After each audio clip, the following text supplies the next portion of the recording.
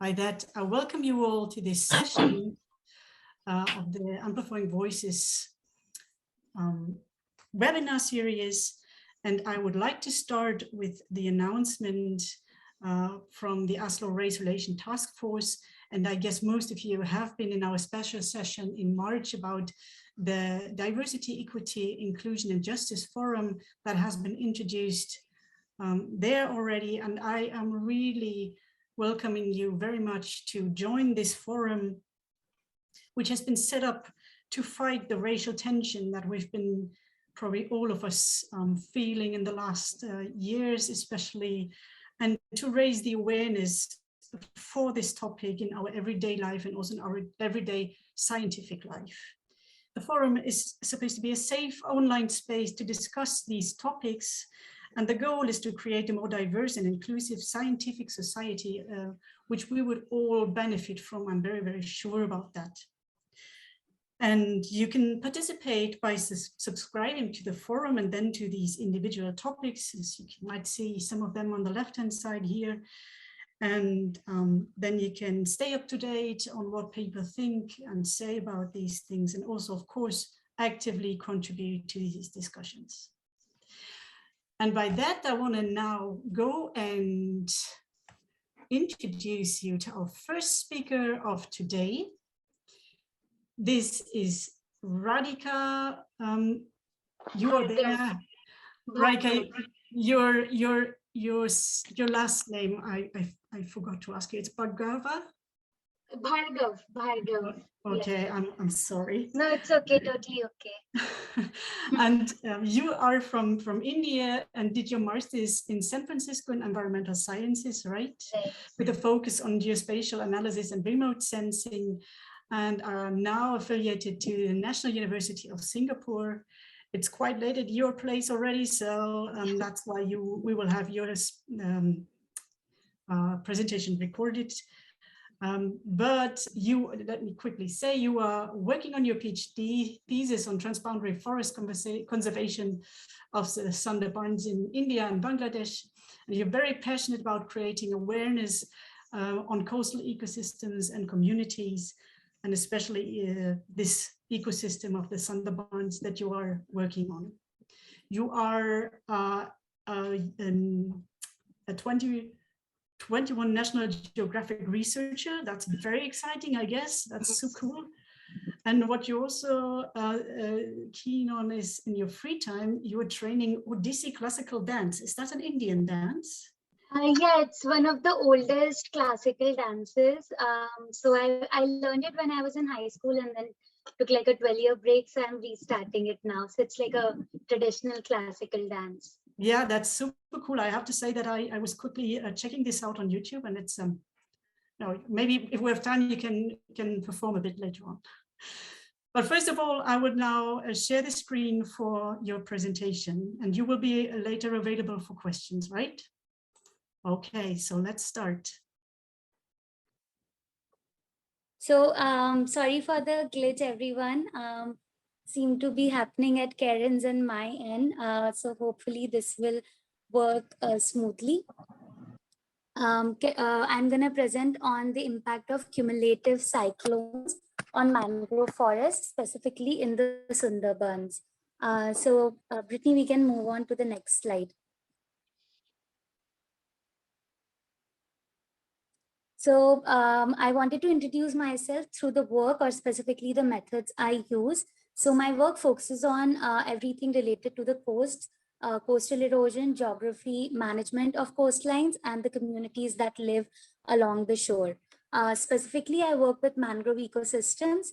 I have past 6 to 7 years of training in geospatial analysis, and currently I'm working with the transboundary forest conservation. We can move to the next slide. So with that, let's get started. Globally, about 11% of mangrove forest loss is currently due to cyclones alone. And 40% of the mangroves lie in the cyclone-prone areas. So evidently, the impact of cyclones on mangroves is huge. And the vulnerability of mangrove to cyclones is huge. So we wanted to specifically see how cyclones impact mangroves along the shoreline. So what's the impact of these cyclones that occur over and over along the shoreline areas? Next slide, please. And in the mangrove forest, shoreline is very dynamic with accretion and erosion taking place naturally. We wanted to see in areas where there's more accretion than where there's more erosion than accretion, what is the impact cyclone causes. So my study site is located right there between India and Bangladesh. It's called the Sundarban Mangrove Forest. It's the largest contiguous mangrove forest in the world, where about 10 million people live. Sundarbans is a highly biodiverse region. It being located in the Bay of Bengal region, it's prone to cyclone impact at least twice a year, where more than 2 cyclones occur within these 2 cyclone uh, periods. Next slide, please. So for today's talk, I'm first going to talk about the historic shoreline dynamics along the mangrove shoreline of the Sundarbans, and then see how we can understand the susceptibility of mangroves along those shorelines. To do that, first, I'm going to talk about the damage of the whole mangrove forest due to consecutive cyclones, the loss of mangrove shoreline due to the consecutive cyclones, and then finally the loss of mangroves based on the historical changes they have seen. Next slide, please.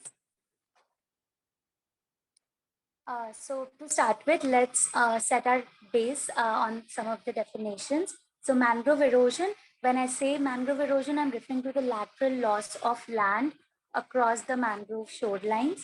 And here, the mangrove shoreline is a 60-meter buffer perpendicular from the shore of the mangrove going inland.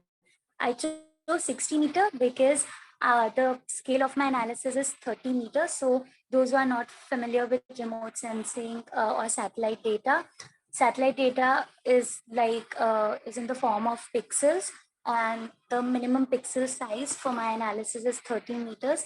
So selecting a 60-meter buffer allowed me to pick 2 pixel worth of data. When I say cyclone impact, I am talking about both damage and loss. And when I'm talking about damage, I'm specifically talking about the loss of mangrove pixel due to a cyclone event. So before a cyclone event, a pixel on a satellite image could be identified as a mangrove. And then after a cyclonic event, it was not identified as a mangrove. So the loss of this pixel is damage. But the loss due to a cyclone is defined differently. So mangrove to non-mangrove is damage, but mangrove to water is loss. So I'm going to take a bit more time here to clarify this for those who aren't familiar with geospatial analysis. So a satellite data set, like I said, is divided in the form of pixels, and each pixel you can have a set of definition for what a mangrove is or what water is, and the algorithm will be run and it will say if this pixel satisfied the definition. So that was what I meant with mangrove pixel or water pixel. So now I kept saying this word previous shoreline dynamics or historical shoreline change. What do I mean by that? I used the PICL 2016 data on global surface water exchange to identify permanent, seasonal, and ephemeral changes in the water surface in the mangrove forest. And the changes were in the form of gain of lateral land, that is accretion or progradation, and loss of lateral land, which was erosion. So from the table, you see different classes of change, and those different classes of change were used in Bhargav 2022 paper to create the first map of historical change of shoreline in the Sundarbans between 1985 and 2018. As you can see from the graph below on this slide, erosion was the most amount of change that took place in the past 35 years, but there were also other kinds of changes. So in my current study, I was looking at how these other kinds of changes, the areas that have gone through these other kinds of changes are responding to cyclone impact. Next slide, please. Okay, so to do that, I picked 3 cyclones that occurred between 2019 and 2020. Please click next.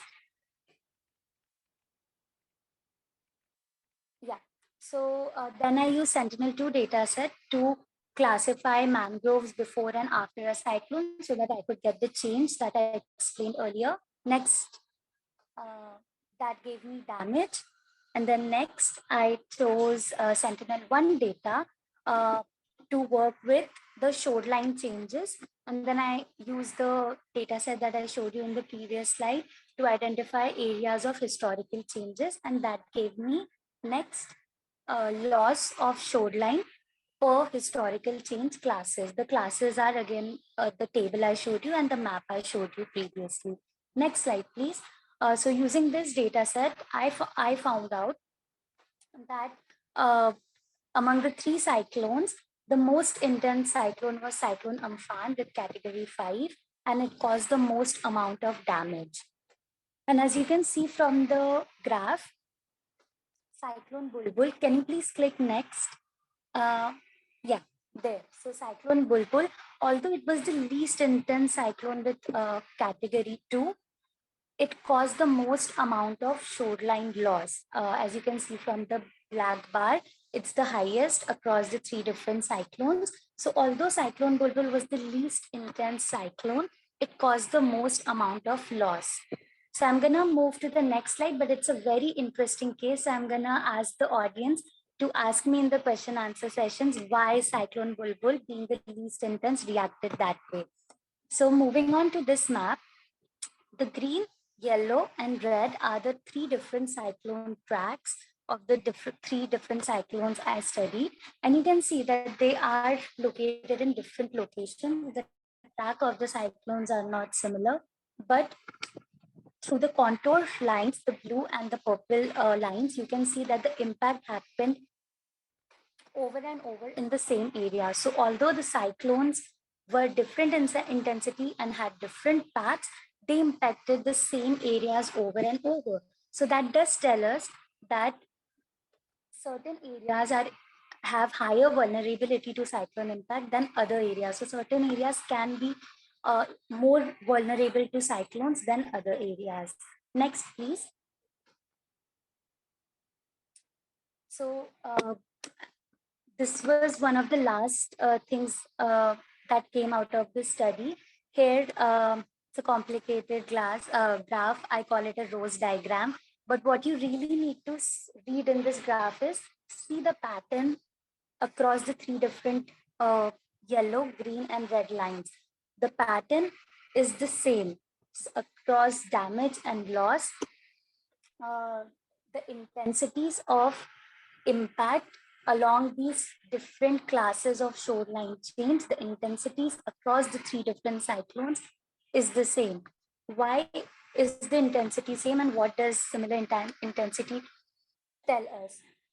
It again tells us that different areas of shoreline going through different kinds of historical change. So historically, an area was eroding, historically, an area was seasonally accreting. But when these 3 cyclones impacted that area, they impacted these areas with similar intensities over and over, which helps us in concluding that, can you please go to the previous slide? Yeah. So sorry, this helps us in concluding that the similar pattern of impact across shoreline classes over consecutive cyclones does tell us about the vulnerability of specific areas. We can move on to the next slide.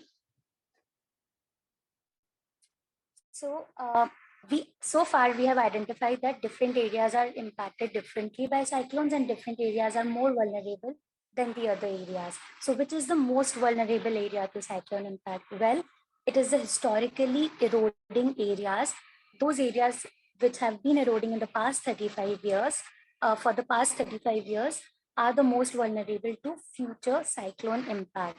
It was also, we can stay on this slide and look at these donut charts, it was interesting to see that although the damage was highest for seasonally changing areas, the loss was most in the historically eroding areas. So although that's why it was important for me to look at both damage and loss separately.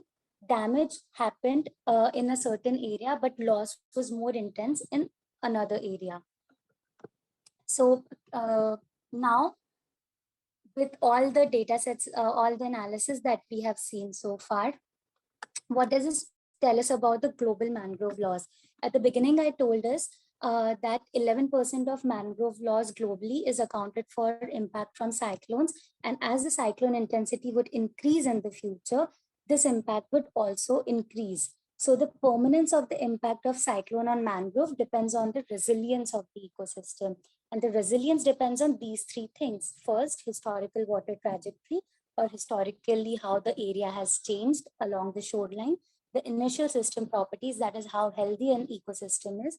And third, the cumulative cyclone impact, how often the cyclones would keep occurring in those areas. We can go to the next slide. So how can we, we can stay there. So how can we, so we have identified the problem, we have identified which areas are worst impacted. So what can we do with this information? So the areas from the first image that you see, the areas which are historically eroding have a concave up shoreline shape, like a C. So we need to apply engineering nature-based solutions to change that concave shape to a convex shape so that there's a smooth surface. Why do we need that smoother upwards convex surface? Because this kind of surface attracts more and more sediments to settle, and it has a higher probability of surviving during a cyclone. And areas which are eroding, which have a concave shape, intensifies the impact of waves and cyclones and cause further loss. So one of the ways could be permeable dam. They have relative relative success across the world. In certain areas they have worked, but in certain areas they have failed. So that part should be further studied. We can click next. So in the Sundarbans context, these two areas were the most impacted regions in terms of cyclone impact. And it's interesting to see that these two areas also lie around the border. As I said, in Sundarbans is located between India and Bangladesh. So in between these two boxes is where the border of the Sundarban international border lies. I'm sorry, I forgot to add the border there. We can go to the next slide. So here comes my conclusion, that the history of shoreline disturbance can impact future susceptibility to cyclones. So first, we need to set the base so that the shorelines are not as impacted negatively, and those shorelines which are impacted, we need to focus most amount of management, prevention, and conservation in those areas. With that, thank you. And I can take any questions you have. And I again apologize for the technical issues. Thank you very much, Radhika. That was a very improv presentation. I obviously prepared this presentation, but to go and start talking right away. I'm very sorry that it didn't work out. Oh no, it's okay. I also learned another thing today that we need backup of everything here. All right. Anyways, it was a really cool presentation, and I would like to thank you and ask the audience for questions, please. So Roxanne has a question, please. Go ahead. Yes, hi Radhika, thank you very much. And you did a great job for someone who had to impromptu kind of give it out loud. So well done. It was super interesting. I have a question about the shape that seems to perpetuate erosion. And I guess my question is there any geomorphic reason why that shape perpetuates, or is it something anthropogenic created, and this is why sort of managing it is an alternative? So I would say yes to both of your points. So naturally, eroding shorelines get eventually shaped in a concave up shape, and when a shoreline is shaped this way, it keeps on eroding more and more, because as you can see, when the wave hits this kind of shoreline, it gets intensified and takes more land with it.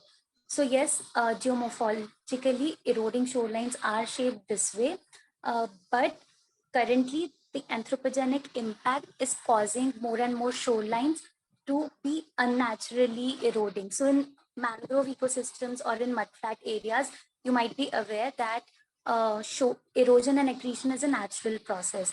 But so in the case of Sundarbans, if you supply less sediments because of damming the river, and if you intensify the current of the river when you release water from upstream dams, then that's gonna cause more erosion than accretion. There's not gonna be enough sediments to supplement the eroding shorelines. And then you also have maritime transportation happening right over there. So these reasons intensify the natural shape of the shoreline. Thank you. Thank you for your question. Hans-Peter has another question, I see. Yeah, I have a related question to that, because you also have quite substantial sea level rise.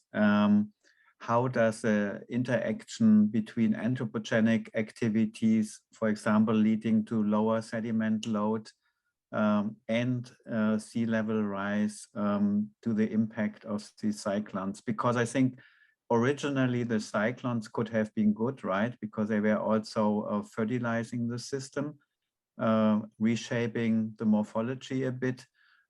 This could also be useful for the environment, but nowadays, since erosion seems to be higher, you may get completely different patterns, and it impacts the environment or the fauna and flora very differently. Yeah, thanks for the question. So yes, it's true that historically, when cyclones used to happen, I'm speaking specifically for the Sundarbans Delta, they were not as intense. Although the frequency has remained same in the past 100 years, the cyclones are getting intensified. And now when the cyclone occurs, there's a lot more erosion and forest disturbance. And early on, when the forest used to get disturbed, mangrove forests are known to be protecting the area from the impact of cyclones. So that used to be, there used to be a balance in the past. Speaking of sea level rise, and this is going to sound surprising, but you have to look at what studies are telling that sea level rise is happening at a higher rate in the Sundarbans versus like what kind of methods they use. So yes, sea level rises taking place in the Sundarbans, but but the impact of sea level rise or the submergence is not as high as it is of erosion or the lateral loss of land. So in the case of Sundarbans, it's not submerging as fast as it is losing land laterally. So in the the intensity of waves due to sea level rise is still lower than the intensity of waves due to maritime transportation and the river current that's pushed from upstream. So definitely sea level rise adds to the current situation and anthropogenic pressure, but the management needs to be done from the perspective of perspective that the anthropogenic pressure is still much higher than global warming or sea level rise, specifically in this area. And there's a study by Kat Lovelock published in 2015 that actually showed that relative to other mangrove coastlines, Sundarban is less vulnerable to the impact of sea level rise. So this again corroborates that the upstream impacts on the Sundarbans needs to be paid more attention currently to protect these shorelines. Thanks for your question. Thank you. Thank you. Are there more questions? There is Pascal, please go ahead. Hello, thanks a lot for this very nice presentation. I was wondering, as far as I see, you did a great job in identifying what is damaged and what is lost. Did you ever attempt to kind of put some ecosystem service values on these loss and damages in form of sequestration of carbon or whatever other function these mangroves might have? So you just gave away my next paper's idea, but this is up for the carbon sequestration study is very easy to do. Currently, to answer your question, no, right now for this paper, I was only looking at where the loss is happening and what amount of and in what amounts, and that's what my previous study was based on too. And the next upcoming study that I'm planning to do is to quantify the amount of carbon, which is very straightforward because now there are very robust equations to identify carbon sequestration. So loss, just have to multiply it with that area. So that is something upcoming next. But that is also something that others can do based on the results I have generated. So it's open because the studies I haven't performed that yet. And in other than carbon sequestration, I also wanted to identify other mangrove ecosystem services. So the laws that I talked about, I'm only speaking it with the perspective of mangrove forest, not where people are living. But for my thesis, my final chapter of thesis looks at the impact of shoreline erosion on the coastal communities in the Sundarbans, which is about 10 to 11 million people who live on that shoreline that's literally getting lost. So that's the final output from my thesis. Thanks a lot. I guess the more challenging pixel would be the damage, because I guess the damage can be can be a broad spectrum, right? What happens with the mangrove forest?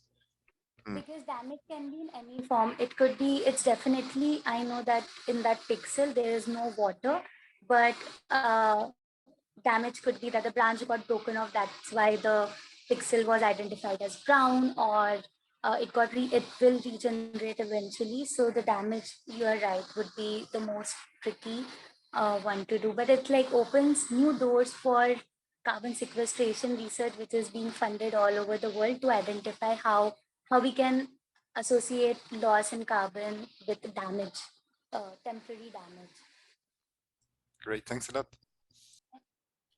Thank you very much. So then I see that you have many more plans and many more things to do and to go for. And we wish you all the best for that.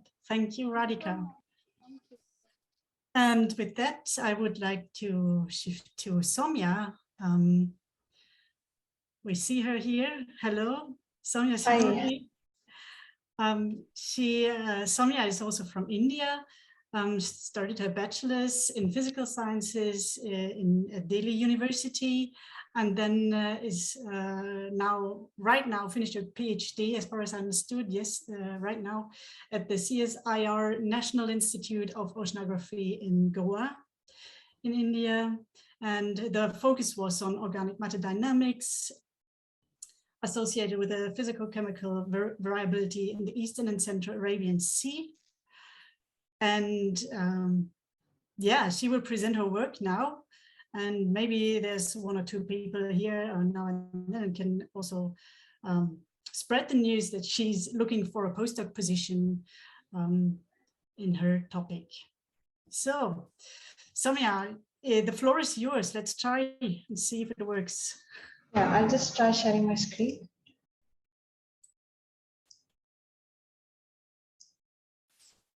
Are my slides visible? Yes. Very good. Yes. Okay. So hello everyone, I'm Saumya Silori. So today I will be talking about the contrasting phytoplankton and biogeochemical functioning in the Eastern Arabian Sea shelf waters recorded by carbon isotopes. This is a part of my PhD thesis that I defended a few weeks ago. So to begin with, the organic matter in the oceans is mostly produced by phytoplankton, But as we move closer to the coast, terrestrial sources may also become important. But nonetheless, the organic matter is consumed by zooplankton and other higher organisms. A significant part is also broken down by heterotrophic bacteria. But a very small fraction that escapes grazing and microbial remineralization reaches the deep sea sediments where it is stored for a long time to come. So this transfer of carbon from the surface waters to the deep sea sediments is known as the biological carbon pump, which is important for maintaining the carbon dioxide concentrations in the atmosphere. Now, apart from this, the organic matter is also involved in binding free radicals, also absorbing harmful ultraviolet radiation and complexing metal ions that are important for the growth of phytoplankton. So since it plays an important role in the marine carbon cycle, it's important to ascertain the sources and sinks and also the processes that influence the cycling of the organic carbon. Now, one such tool that is often utilized to identify the sources of organic matter are the stable isotopes of particulate organic carbon, also known as the delta 13C POC values. So these values are often utilized because it has been seen that different groups of plants have different isotopic composition, which is the delta 13C POC values. So if you look here, in this picture here, the C3 terrestrial plants and C4 terrestrial plants have a very different isotopic composition. Now in continental plants, this difference usually arises because of the enzymatic reactions that take place during the primary production. Similarly, if we look at the marine plants, which could be the marine algae here and also the marine particulate organic matter. So this lies somewhere between C3 and C4 plants. And in marine plants, apart from the specific enzymatic reaction during the primary production, other factors such as the source of carbon, which could be dissolved carbon dioxide gas or could be bicarbonate ions, also the phytoplankton community composition, the cell size, and other factors could influence these delta 13C POC values in the marine phytoplankton. Now, usually in principle, because there are discrete values here, we could put these values in an end member mixing model and sort of determine the contribution of various sources into a continental shelf or into a marine system. But this is not always perfect. And particularly in tropical waters, especially in the Indian Ocean, we do not have the real or the isotopic composition of these sources. So it becomes very difficult to determine how much or to quantify the contribution of various sources. So in my presentation, I will show here that we've sort of tried to look at the distribution of isotope, the delta 13C POC values in the Eastern Arabian Sea. And we also look at what factors could lead to the distribution or the observed distribution. So before I get into that, I'll briefly look at the physical processes that influence the biogeochemistry in the Eastern Arabian Sea. So the Arabian Sea is located in the north of the Indian Ocean, which is over here. So Arabian Sea witnesses a seasonal reversal of the winds, which is known as the monsoon. So during winter months, the winds are primarily northeasterly in direction, which is the easterly trade winds. But as the summer sets in, the Indian subcontinent heats up, creating a low pressure area. Now, this low pressure area over the Indian subcontinent forces the intertropical convergence zone, which is depicted by the black line here, to move northwards. And the winds during the months of June to September are primarily southwesterly in direction. Now, these southwesterly winds, as you can see here, also direct the flow of water in this basin. So the water or the currents are usually clockwise in direction during the southwest monsoon. So the West India coastal current flows towards the equator during the southwest monsoon. Now, if we look closely at the wind pattern, we see that to the north of 12 degrees, the winds are almost perpendicular to the coast, which tells us that the cross-shore component is very high. And this cross-shore component brings the high saline waters from offshore closer to the coast, and it prevents upwelling.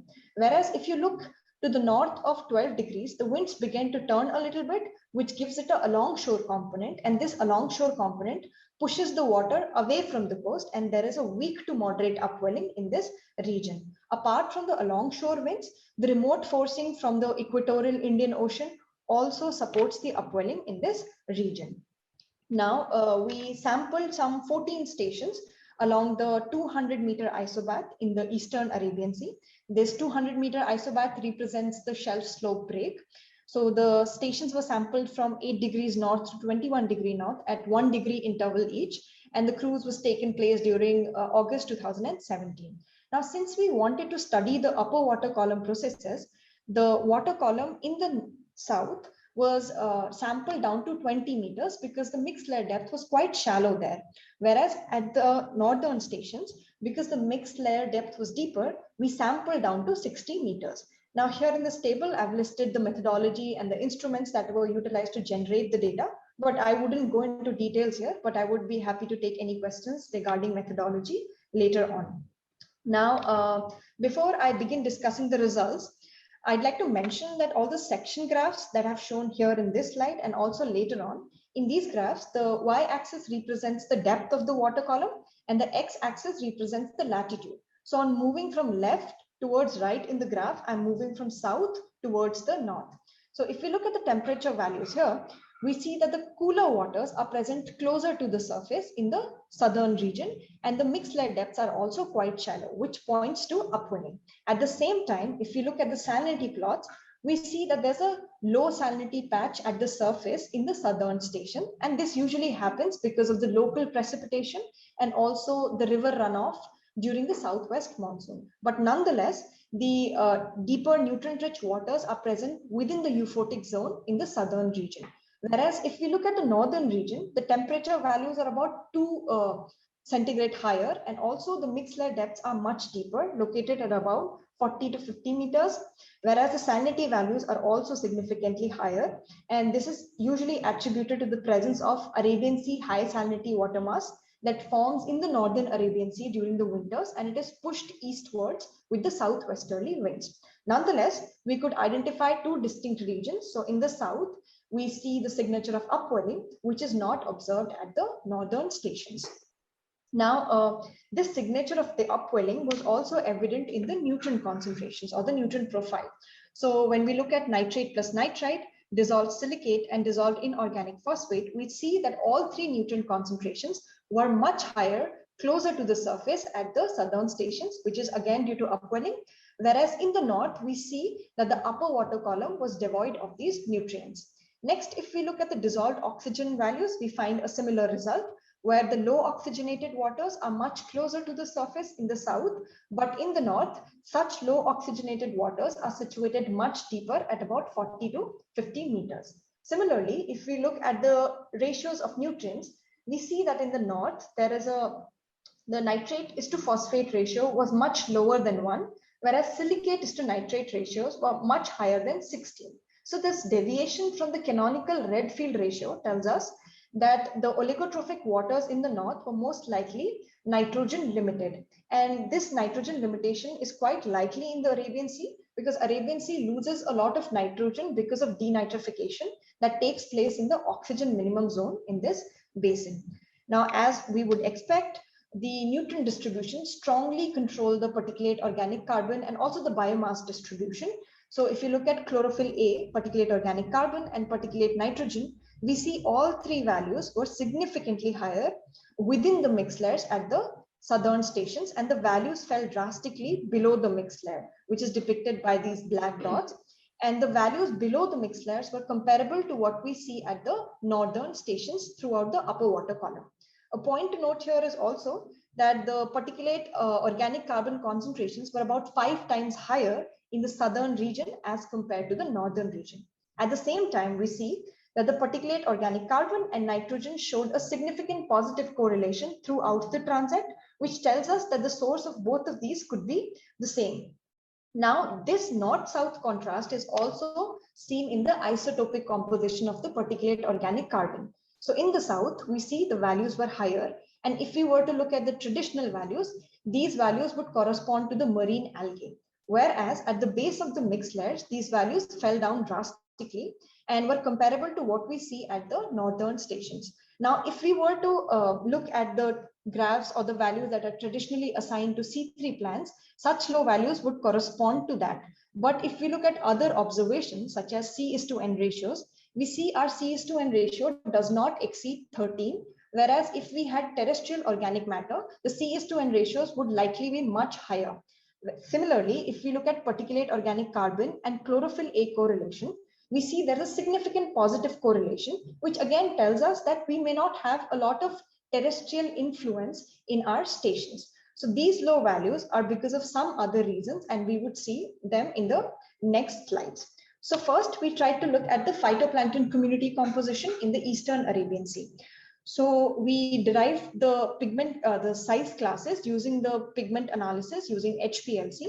So in the south, we see a dominance of microphytoplankton, which is the larger phytoplankton, whereas in the northern stations, we see a dominance of picophytoplankton, which is smaller, and it kind of makes sense because the oligotrophic waters usually support smaller phytoplankton because of their larger surface areas to volume ratio. Now, this difference in the community between the north and the south could be one reason why we see such different delta 13C POC values. So the marine eukaryotes, particularly diatoms, tend to have ID form of Rubisco, which tends to fractionate less, and it is associated with higher delta 13C POC values. Whereas smaller phytoplankton tend to fractionate more because of the IA form of Rubisco that they contain. These are usually Prochlorococcus and the Synechococcus. Similarly, if we look at the phytoplankton community composition at 40 meters, we see a reduction in the abundance of microphytoplankton also at the southern stations, and a simultaneous increase in the pico and the nanophytoplankton. So the lowering of the delta 13C POC values that we saw at the base of the mixed layers could be due to the change or the drastic change in the phytoplankton community that we see vertically. Now, looking into the pigment data a little more. So at the southern stations, we see a significant positive correlation between fucoxanthin and chlorophyll A. So fucoxanthin is a marker pigment for diatoms, and it tells us that the diatoms dominated the nutrient-rich southern stations.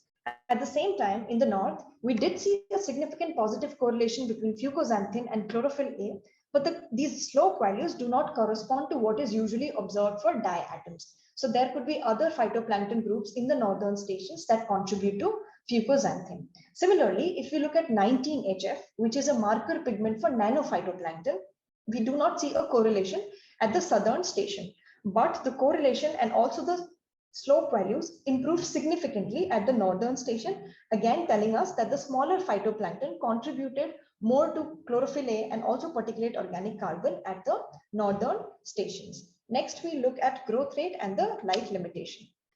So we utilized this model that was developed by Lee et al. For the California coastal and pelagic ecosystems to derive the growth rate.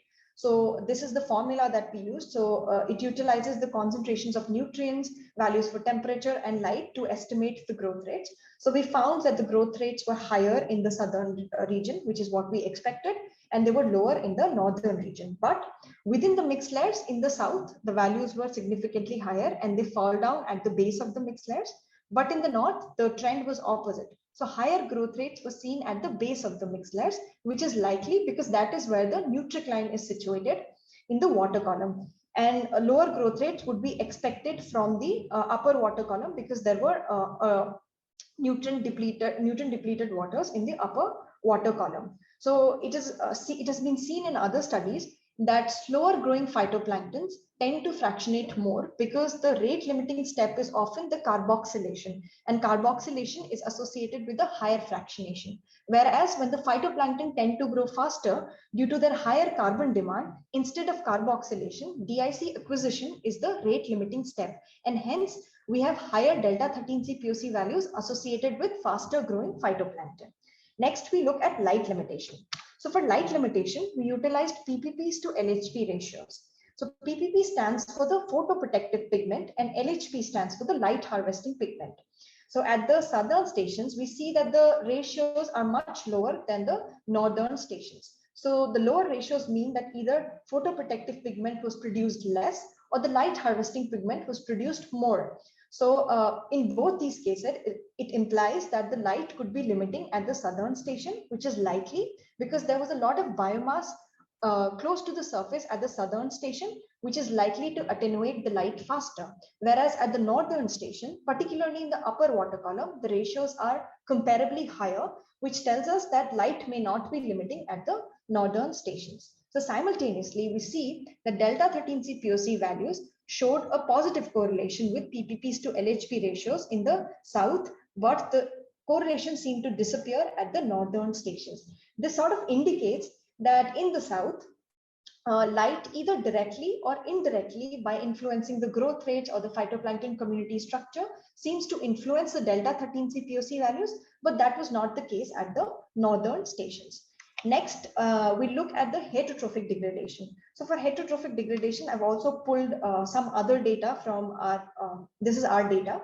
So from here in the panel above, from 2017, there's data from the coast and also offshore, and the similar data from 2018 from the coast and the offshore. So here I've plotted delta 13C POC values within the euphotic depth and then at the base of the euphotic depth. So in most of these profiles, we observed that as we move to the base of the euphotic zone, the delta 13C POC values seem to get lower.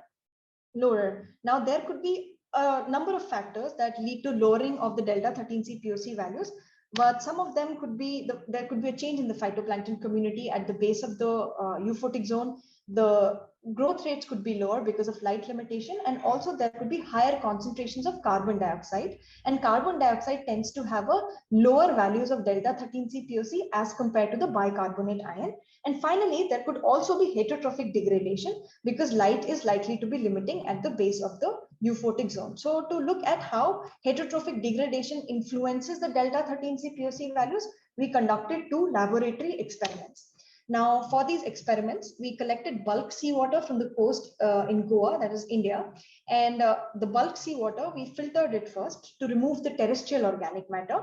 And a part of it was also kept in the natural daylight cycle, and we added nutrients to it. This was done to initiate a phytoplankton bloom.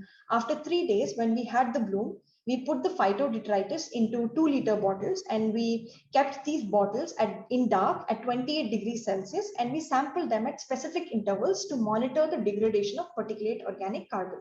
Now, there were 2 experiments. The first one was carried out for 6 days, and the second one was carried out for 18 days. Now, due to the paucity of the time, I wouldn't show a lot of data here, but if you look at the particulate organic carbon and see how it reduces with time, we see that during both the experiments, during the first 1 week, the degradation was quite rapid, whereas from the second experiment, it becomes evident that the degradation seems to slow down after the first 1 week. Similarly, if we look at the delta 13C POC values, we see that there was a rapid decline in these values during the first 1 week, but from the second experiment, it becomes evident that the lowering also slows down with the slowing in the degradation of the particulate organic matter. Now, during both these experiments, when we plotted the POC with delta 13C POC values, we see that the slope values were quite comparable, which is 29 and almost 29 here. So this tells us that there was a loss of about 1 per mil delta 13C POC with a loss of about 30 micromole of POC. So this would have given us a lot more insight if we sort of would have looked at the different components of particulate organic matter, because it has been pointed out by some studies that this lowering of delta 13C POC with the degradation could be due to the faster loss of carbohydrates and amino acids, and they tend to have higher values, whereas lipid, which has lower value, it remains behind. So this leads to the lowering of overall values of delta 13C POC. But in this experiment, we did not look at the different components, but nonetheless, this shows us that degradation could influence the delta 13C POC values. Now, with this, I come to an end of the heterotrophic degradation. Here, I would also like to mention quickly that for the isotopic value, we also tried to correlate it with the DIC concentrations in the Eastern Arabian Sea, but we did not see a good correlation between DIC concentrations and the isotopic values. But probably we could get a little more insight if we looked at the isotopic composition of DIC as well, but we could not do it for this study. Now, just to conclude and summarize my study, the physicochemical parameters, they result in 2 distinct biogeochemical regimes in the Eastern Arabian Sea during southwest monsoon. So in the south, we see upwelling, which leads to nutrient-rich colder waters closer to the surface, and that supports faster growing, larger phytoplankton. And this also leads to the higher values of delta 13C POC, whereas in the northern regions, we see that the nutrient depletion leads to slower growing phytoplankton, which also lowers the delta 13C POC values. Now, this is an important observation because this is the first observation, first of all, from the Indian Ocean that looks at the various factors that influence the isotopic composition. And also this is important because usually the lower values are attributed to terrestrial organic matter. But here we show that even without the influence of terrestrial organic matter, the delta 13C POC values could be lower. And now finally, just to summarize here, you could see in this principal component analysis, we show that the isotopic composition, which is delta 13C, co-varies with the microphytoplankton abundance, growth rate, chlorophyll A, and particulate organic carbon. Now, at the end, I would just like to thank my supervisor, Dr. Hemanti Biswas, and also Professor Damon Cardinal, and also my lab mates, because this becomes very tedious to sample during the southwest monsoon in the Arabian Sea, and it wouldn't be possible without them. And with that, I thank everybody for paying attention, and I would be happy to take any questions. Thank you. Great, wonderful. Thank you very much. That was an interesting and inspiring talk. And I'm sure there's questions for you. Is there anyone?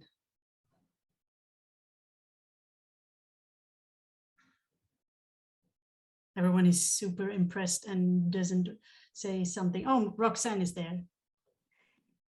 Yes, thank you so much. What a very thorough study. So very, very impressive. My question was around the degradation experiments, because you were alluding to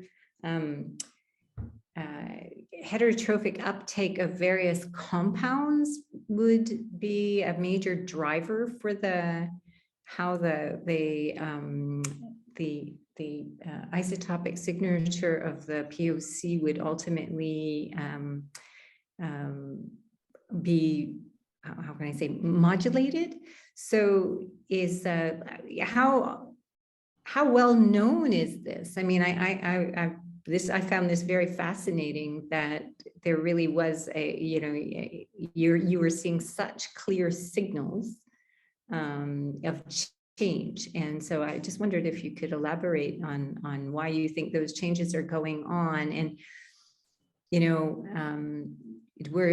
were conditions, you only took it from one site, eh? It wasn't in the two different zones. Yeah, okay. Because, it would have been fascinating to think of how they could have been different. But can you elaborate on how that works for me again, please? Yeah. So usually there are a lot of studies that look at the latitudinal variation in isotopic composition, but there was a recent study by, I think, Close and Henderson. They've also noticed, they looked at the vertical profiles. It took about some 100 or 150 profiles from all around the world, and they have seen a clear lowering in the values at the base of the euphotic depth. But in that study, because there's not a lot of information from the Indian Ocean, so they did not have that. So this is like the first data set. And we also observed a similar thing, where at the base of the mixed layer, we see a lowering of the values by about 1 to 2 per mil. Now, there could be a lot of different reasons why that happens, because first of all, the phytoplankton community is likely to be different because there's light limitation at the base. And also the growth rates are likely to be slower. There's going to be more DIC at the base there. So that's why the carbon source is going to be different. So those could be the reasons. And definitely there comes degradation. So in experiment, because there's degradation, whereas natural new carbon would be added. So probably we would not see such a clear difference, but it seems like degradation may be an important reason here why we see the lowering. And probably if we could look at different components, that is lipids and carbohydrates, then we would know what is actually causing that difference that we see. Yeah. Really interesting. Thank you so much. Thank you. And Hans-Peter, of course, has another question today for you. Yeah, I found this quite interesting with the isotope ratio. In the beginning, you also introduced different sources. So I'm just curious, does terrestrial organic matter play a role, especially where you have rivers flowing into the Arabian Sea? Yeah, so definitely the terrestrial matter plays a role, particularly the C3 plants, there the values are lower. But we looked in our study area, we did not see a lot of influence of the terrestrial matter. But as we moved closer, because the station that was closest to the coast was about 60 kilometers away from the coast. So we did not see a lot of influence of terrestrial matters that is the C/N ratios were quite low, whereas for terrestrial matter, we would probably expect higher ratios. And also when there are studies that have been done in estuaries, there we see a clear signature of terrestrial organic matter, and the values are as low as -29 or -30, which we usually don't observe in open ocean. Would you expect to see a difference in the sediments where the terrestrial organic matter might be deposited? Yeah, I would say that we definitely could expect a difference, yeah, if there is a lot of terrestrial organic matter. Yes. Okay, thank you. Thank you. Are there more questions for Saumya? I don't see this, and I think we had a good hour now of very, very interesting and inspiring talks. And I want to thank you, Saumya, and also Radhika one more time. You did a very great job in presenting your work, and you do really, really much an impressive work. And I wish you all the best. And if there's someone who might be able to offer a postdoc position, maybe you find some inspiration with Saumya here. And in the end here, I would like to announce our next session. Can you see the slide now? Yes. Okay, cool. Our next Amplifying Voices session in the end of May 26th, with contributions from Croatia and also from India. And I hope to see you guys soon. We will come up and back to you with the registration details then. So with that, I want to say goodbye and see you all soon. Thanks so much, Karen. Thanks to the speakers too. Bye. Thank you. Bye. Bye-bye. Bye-bye. Thank you so much for inviting us and giving us this platform. Thanks to everyone for joining. Bye-bye. Good night and good day. Yeah, thank you very much as well.